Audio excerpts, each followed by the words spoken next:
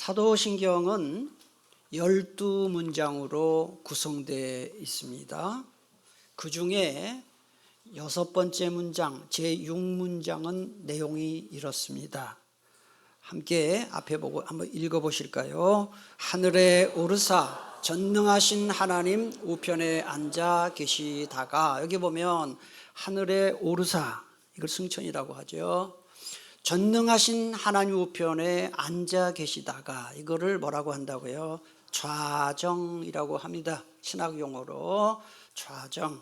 그래서 예수님의 승천에 대해서는 지난 주일날 제가 말씀을 드렸고, 오늘은 예수님의 좌정에 대해서 말씀드리겠습니다. 히브리서 10장 12절에 보니까 오직 그리스도는 죄를 위하여 한 영원한 제사를 드리시고 하나님 우편에 앉으사, 좌정에 대해서 말씀하고 있고, 오늘 우리가 함께 읽은 마가복음 16장 19절에도 보니까 주 예수께서 말씀을 마치신 후에 하늘로 올려지사, 같이 읽을까요? 하나님 우편에 앉으시니라 그랬어요. 하나님 우편에 앉으셨다. 좌정, 그렇게 말합니다. 지난주 설교를 잘 들으셨는지 한번 제가 질문을 할까 합니다. 어려운 질문 아니니까요. 잘 들어보세요. 예수님이 십자가에 돌아가시고 부활하시고 40일 동안 세상에서 계시다가 승천하실 때 예수님은 비밀스럽게 승천하셨나요? 아니면 12제자들이 보는 가운데 승천하셨나요? 예, 그렇죠. 12제자들이 보는 데서 공개적으로 승천하셨습니다. 예수님이 재림하실 때는 더 공개적으로, 바꿔 말하면 전 세계 모든 사람들이 다 볼 수 있도록 다시 오시겠다고 말씀하셨어요. 또 하나 질문할게요. 어렵지 않은 질문입니다. 저는 어려운 질문을 절대 하지 않습니다. 예수님이 승천하신 후에 하나님 보좌 우편에 앉으시는 장면을 본 사람이 있을까요? 없을까요?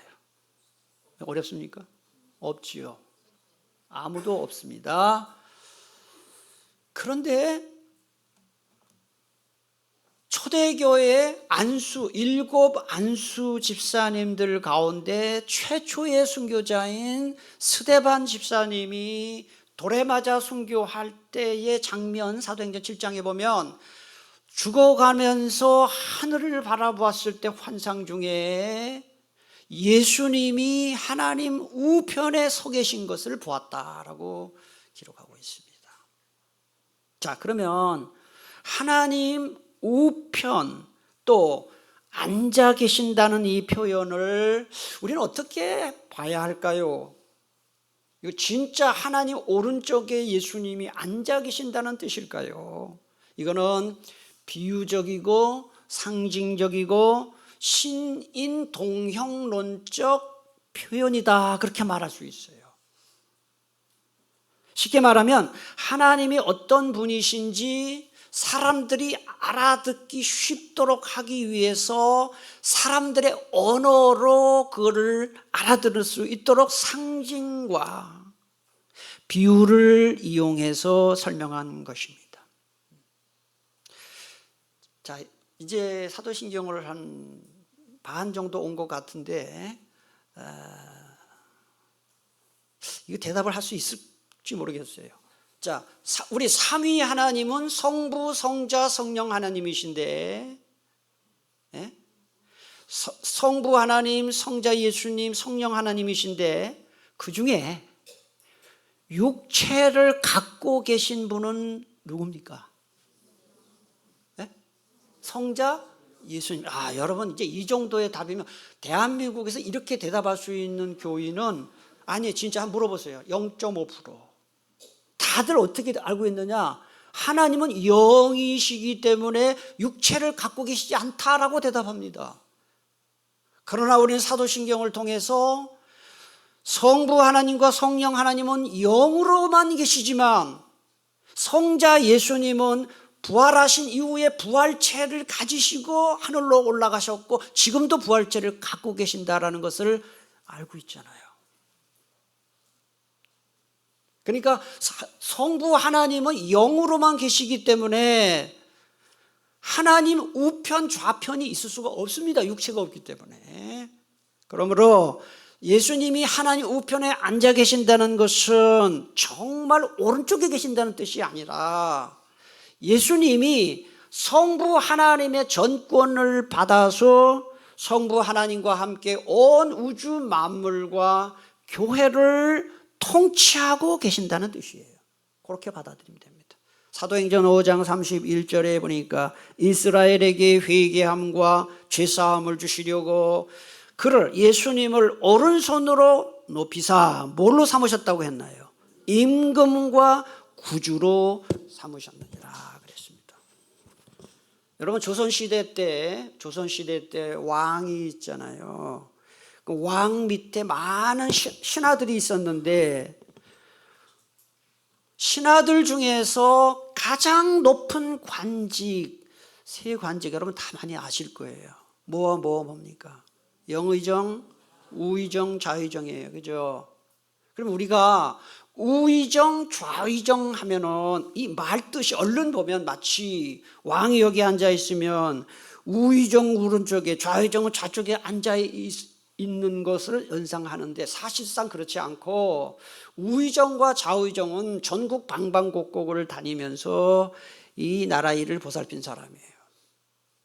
마찬가지입니다. 예수님은 하나님 오른편에 있다는 것도 예수님 오른쪽에 앉아 계신다는 뜻이 아니라 이 세상과 교회를 통치하고 계신다 이런 뜻으로 받아들이면 되는 것입니다. 그런데 예수님이 하나님 우편에 앉아 계신다는 이 좌정은 독특성을 갖고 있습니다. 첫째로 사도신경에 나오는 예수님에 관한 다른 고백들은 과거나 미래에 관한 것입니다. 잘 한번 보십시다. 예수님의 십자가, 예수님의 부활, 예수님의 승천 이거는 언제 일어난 일입니까? 과거에 일어난 일입니다. 예수님의 재림 언제 일어날 일입니까? 미래에 일어날 일입니다. 그러나 예수님의 좌정은 현재 진행 중인 일이다. 그거에 독특한 겁니다. 그렇죠? 그 다음에 두 번째로 예수님의 십자가와 부활과 승천과 재림은 한 번만 있는 일입니다. 계속 십자가 또 지고 부활 다시 하고 승천 다시 하고 다시 재림 이런 거 없어요. 딱 한 번만 있는 일이고 예수님의 좌정은 재림하실 때까지 지난 2000년도 그랬고 지금도 그렇고 앞으로도 그렇고 계속 있을 일이다 하는 거예요. 그렇죠? 그 다음에 천사들과 우리 성도들은 다 하나님 하늘에 올라가지만은 하나님 우편에 앉는 분은 유일하다. 누구만 앉는다? 예수님만 앉는다 하는 겁니다. 자, 그럼 여러분 예수님이 하늘에 올라가시고 지난 2000년이 지났어요. 그리고 앞으로 예수님 언제 오실지도 몰라요. 그러면 예수님 2000년 동안 뭐 하고 계셨을까? 휴식을 취하고 계시는 건가? 아니면 이 세상에 사역하시느라 지쳤기 때문에 취미생활을 하고 계신 건가? 예수님 뭐 하고 계실까? 예수님은 이 세상에 계실 때처럼 지금도 지난 2000년 동안도 지금도 앞으로도 우리를 위해 일하고 계시는 거예요. 근데 무슨 일을 하실까? 그러면 오늘 그걸 공부하는 거예요. 세 가지 일을 하신다는 거예요. 첫째는 대제사장적 사역을 하고 계신다 하는 거예요. 그러니까 대제사장이 하는 일을 지금도 하고 계시는데 그 첫 번째는 지난주에 얘기를 했어요. 인류의 대속 사역을 완성하셨다 하는 것을 말씀드렸어요. 그래서 여러분 귀신을 쫓아낸다 할 때 예수님의 이름으로 귀신을 쫓아내요. 우리가 저는 부목사 때 참 서울 삼양동에 아주 그 달동네를 제가 맡아가지고 진짜 귀신 쫓으러 많이 다녔어요. 그게 지금도 많이 도움이 돼요. 영적 싸움을 제가 부목사 때 많이 해봤어요. 귀신 쫓아내는 거를 많이 해봤어요. 그 동네가 워낙 달동네가 못 사는 사람들이 모여서 귀신 들인 사람이 많아가지고 담임 목사님이 꼭 자기가 안 가고 나보고 가라고 그래가지고 제가 가가지고 귀신 쫓아내고 막. 근데 여러분 귀신 쫓아낼 때 제일 많이 한 게 찬송을 많이 부르고요. 찬송을 한 30분 동안 막 부르고요. 그 다음에 하나님은 예수님의 이름으로 명하노니 귀신은 떠나가라 하고 명령을 내려요. 한 달을 가서 진짜 아주 독한 귀신이 든 사람을 제가 한 건 아니죠. 예수님의 이름으로 명했을 때 귀신이 도망가는 걸 저는 몇 번 보았습니다. 예수님의 이름에 권세가 있어요. 예수님의 이름으로 병을 고칠 수 있어요. 예수님의 이름으로. 제가 맨 처음에 여기 교회 부임했을 때 95년에 부임했을 때 김옥순 권사님 아시죠? 신방 갔더니 혈액암 걸렸다고 하더라고요. 6개월 산다고 하더라고요.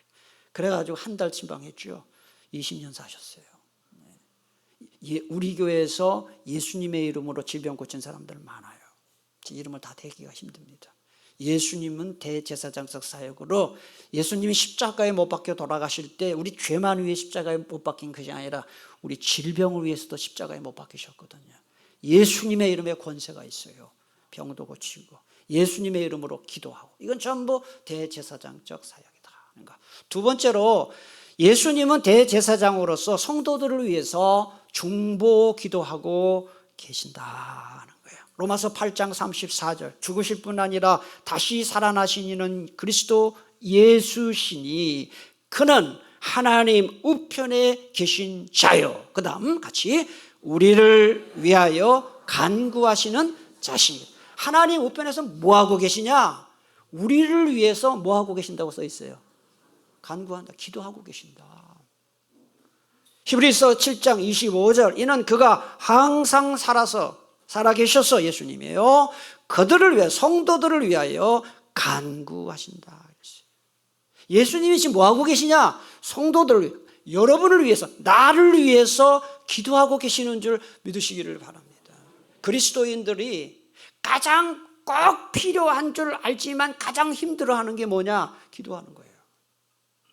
기도를 왜 하냐고 하는 사람은 아무도 없어요. 그러나 기도 힘들어해요. 나는 기도하는 거 어렵지 않아요. 이런 사람 아무도 없어요. 나는 충분히 기도 생활을 하고 있습니다. 나는 기도하는 게 전혀 어렵지 않습니다. 이런 사람 없어요. 다 기도하는 거 힘들어해요. 여러분이 들으면 굉장히 기분 나쁘고 불편할지 모르지만 제가 볼 때 형편없는 기도 생활을 하시는 분들이 많아요.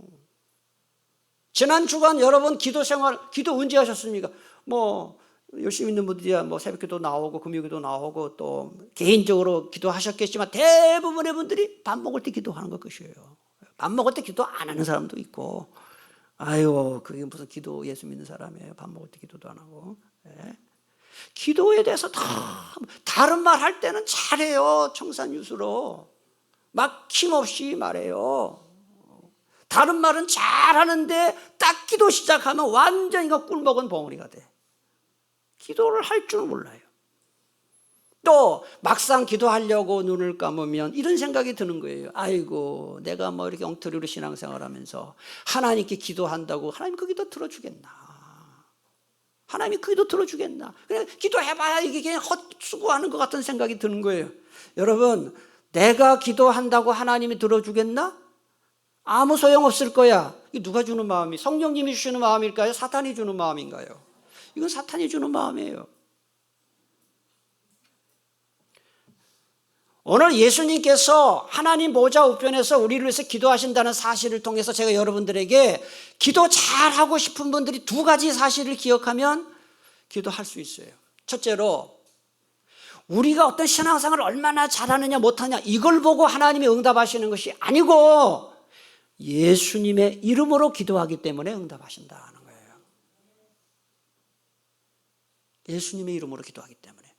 또 하나는 나 혼자 기도하는 것이 아니라 예수님이 나를 위해 지금 같이 기도하고 계신다는 거예요. 히브리서 4장 16절에 보니까 우리는 긍휼하심을 받고 때를 따라 돕는 은혜를 얻기 위하여 같이 읽겠습니다. 은혜의 보좌 앞에 담대히 나갈 것이니라. 여기 은혜의 보좌는 기도를 들으시는 하나님 보좌 앞으로 어떻게 나가라 그랬어요? 내가 이렇게 하면 기도 응답 받을까 이러지 말라는 거예요. 믿음으로 나가라. 자녀들 키워보신 분들 다 제가 말하면 동감할 거예요. 참 자녀들은 염치 없는 자녀들이 많아요. 그죠? 자녀들 뭐 돈 맡겨놓은 것처럼 맨날 돈 달라 그러죠. 예. 결혼하고 나면은 이제 다 끝났다. 부모님도 그러죠. 다 끝나요? 뭐 말은 뭐 돈 달라고 말은 안 하지만 이건 돈 안 주면 못 견디는 상황이 많죠. 뭐 은행에 뭐 돈 맡겨놓은 거 찾듯이 그냥 부모한테 늘 이렇게 끝까지 그러느라 부모님들은 이렇게 자녀들을 돌봐. 근데 여러분, 노후 자금은 손대지 마세요. 미리 유산 물려주지 마세요. 돈 받아가면 안 와요. 절대 안 옵니다. 죽을 때까지는 넌두치 말고 이제 죽을 것 같다 싶으면 불러가지고 유산 정리하시고. 어쨌든 제가 말씀드리고 싶은 거는 자녀들은 부모님 앞에 염치 없을 정도로 자꾸 요구사항이 있지만 부모님들은 기쁨으로 도와주지요. 우리 하나님도 그래요. 네가 신앙생활을 엉터리로 해놓고 뭘 그런 걸 기도해? 그렇지 않아요. 예수님의 이름으로 기도하기 때문에 하나님 우리 기도를 들으신다는 거. 그게 바로 대제사장적 사역, 중보기도 사역이에요. 예수님은 대제사장으로 셋째로 성도들의 변호사가 되어서 성도들을 변호해 주신다는 것입니다. 여러분, 우리 눈에 보이지 않고 느껴지지 않지만 지금 하늘 법정에서는 성부 하나님이 재판장으로 계셔요. 그리고 누가 검사냐? 사탄이 검사예요. 검사가 하는 일이 뭡니까? 고소하고 정죄하고 기소하는 일입니다. 성도들을 끊임없이 정죄하고 고소합니다. 여러분, 오늘 이제 예배 오셨는데 딱 일주일에 한 번 오시는 분도 계시거든요. 많이 계시는데 예배당에 딱 앉아서 딱 드는 생각, 하나님께 기도할 때 어떤 생각이 드나요? 떳떳할 때가 많은가요? 아니면 또 와서 예배 드리려고 하다고 생각해 보니까 지난 한 주간도 내가 내 마음대로 살았구나 하고 좀 죄책감이 들고 양심의 가책 받을 일이 많나요? 많은 분들이 예배에 나오면 이 죄책감, 양심의 가책을 많이 받아요. 그런데 죄책감이 들고 양심의 가책을 받는 그 자체가 나쁜 것은 아니지만 성경적으로 보면 그 상태가 계속되는 것은 사탄의 장난입니다. 여러분, 예수 그리스도께서 나의 모든 죄악을 용서해 주셨기 때문에 신앙생활에 조금 엉터리고 조금 해도 하나님 앞에 회개하면 용서해 주신다고 했으니 죄책감과 양심의 가책에서 자유함을 얻으시기를 축복합니다. 왜 그러냐? 예수님이 변호사예요. 여러분, 재판 사건이 있을 때, 큰 사건이 있을 때 어떤 변호사 찾아갑니까? 좀 이름 있는 변호사 찾아가죠. 왜 그래요? 변호를 잘해야 감형이 되고 무죄로 풀려나고 하잖아요. 재판장이신 하나님 아버지 앞에서 사탄이 계속해서 우리를 정죄하고 고소하지만 우리 예수님께서 우리의 변호자가 되어서 우리를 변호하고 계신다는 사실을 기억하고 죄책감, 양심의 가책에서 자유하시기를 바랍니다. 요한일서 2장 1절이 그거를 말합니다. 누가 죄를 짓더라도 아버지 앞에서 변호해 주시는 분이 우리에게 계시는데 곧 의로우신 누구라 그랬어요? 예수 그리스도. 성경이 말씀하잖아요. 변호사가 있다고. 예수님이 우리의 변호사다 하는 거예요. 자, 예수님이 좌정하셔서 하시는 일이 크게 세 가지가 있습니다. 첫 번째는 대제사장으로서 하시는 일이에요. 두 번째로 하시는 일은 바로 왕으로서 하시는 왕적 사역입니다. 왕으로서 하시는 일이다 하는 거예요. 그럼 예수님이 왕으로서 무슨 일을 하실까요?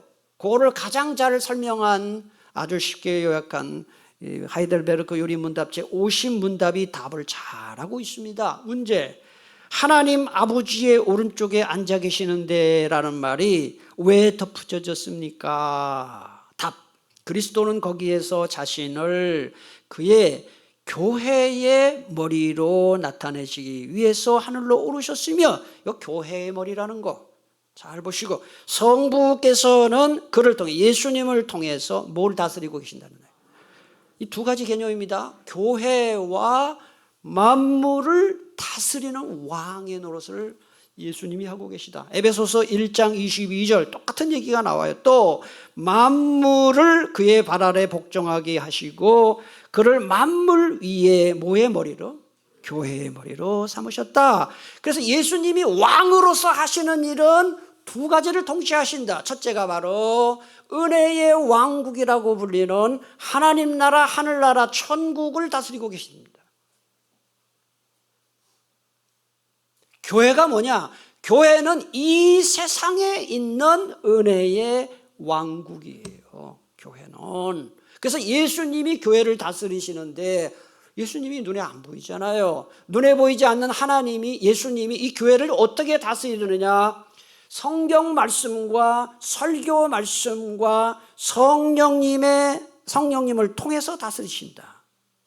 예수님이 교회를 통치하시는 방식, 죄송합니다. 따라합시다. 성경 말씀, 설교 말씀, 성령님.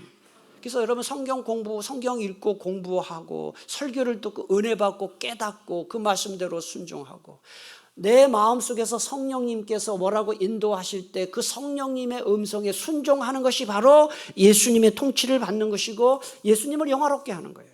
반면에 교회가 교회답지 못하거나 그리스도인이 그리스도인답지 못하게 사는 것은 교회를 통치하시는 예수님을 무시하고 모독하는 것이다 하는 거예요. 과거 우리나라의 초대교회와 그리스도인들은 교회를 통치하시는 예수님의 이 말씀에 순종해서 세상의 빛과 소금의 역할을 잘했어요. 서양 선교사님한테 복음을 들은 그리스도인들이 대한민국의 독립과 건국에 앞장섰습니다.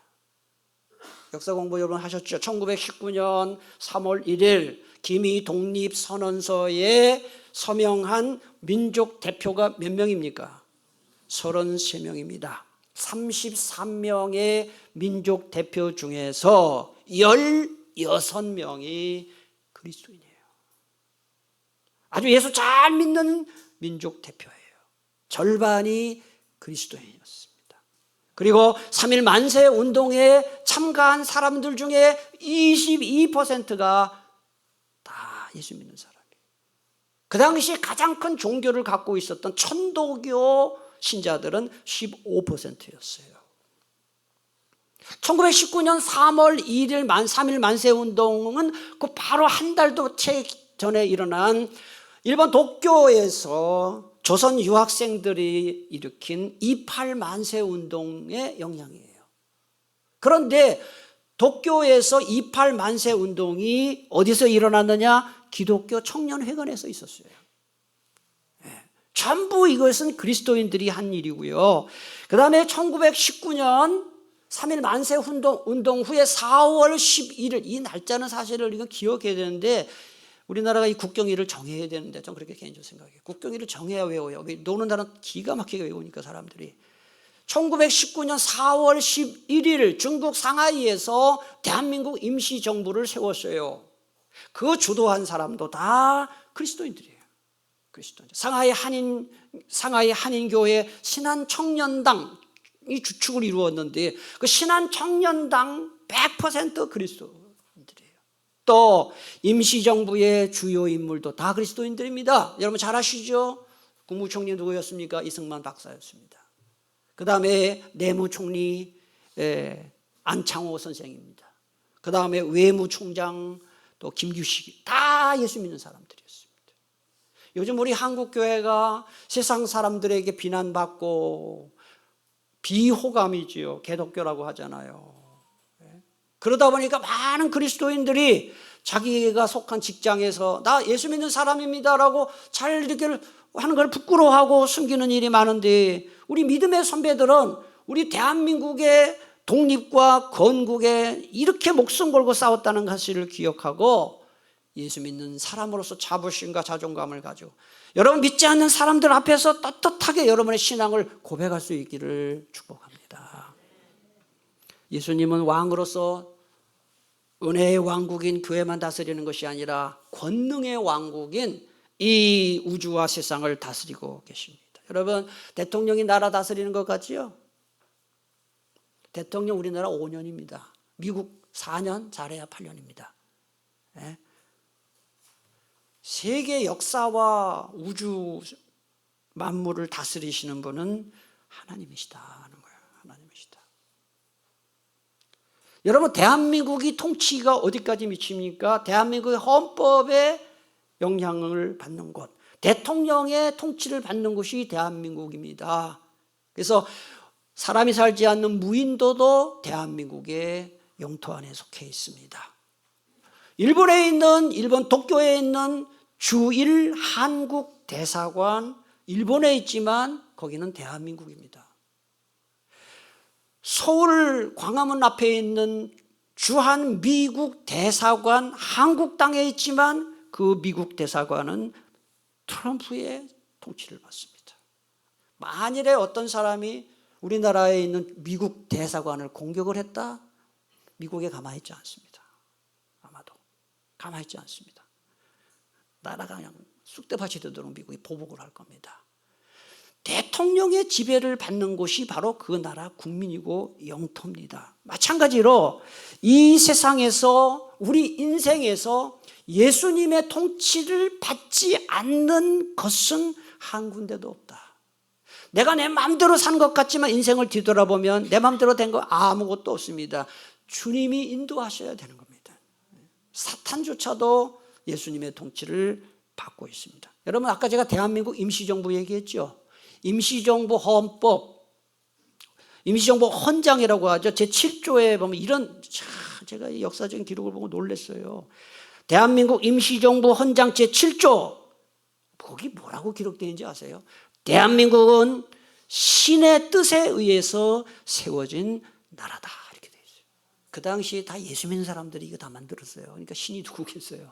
하나님이라고 하면 또 반발했을까 봐 이렇게 한 겁니다. 그리고 우리나라가 해방된 것이 1945년 8월 15일인데요. 3년이 조금 안 되는 1948년 5월 31일 우리나라 대한민국 최초의 국회가 열렸어요. 재헌국회 제1차 본회의가 열렸는데 여러분 이 사실을 아시나요? 국회의사당 의사록에 기록되어 있는 사실입니다. 대한민국 재헌국회 제1차 본회의가 기도로 시작됐다는 거.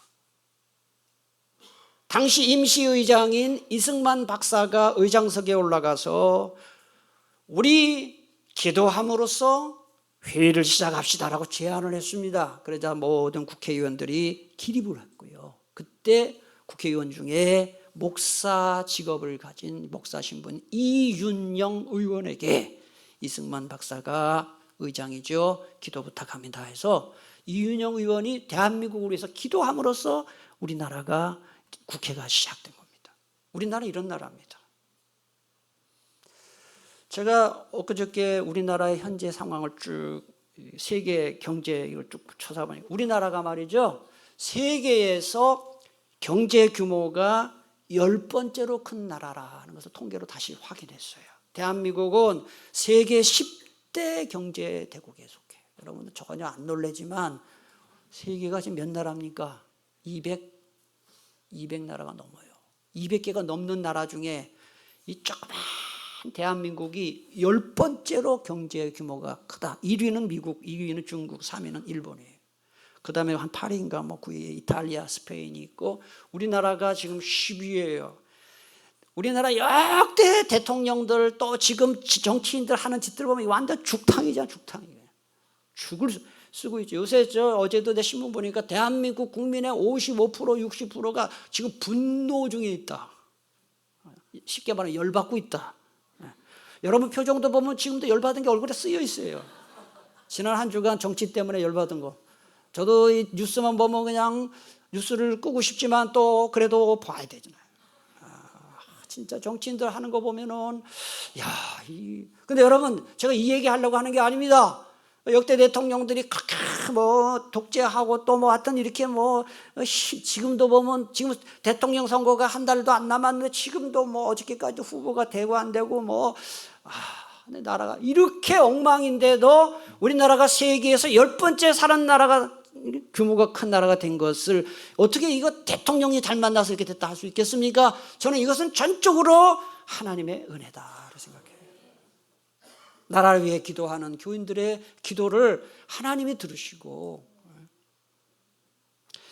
우리 요새 젊은 MZ 세대들은 뭐 우리나라 별로 그렇게 대단하게 보지 않는데요, 제 나이 또래나 또 연세 드신 분들은 아실 거예요.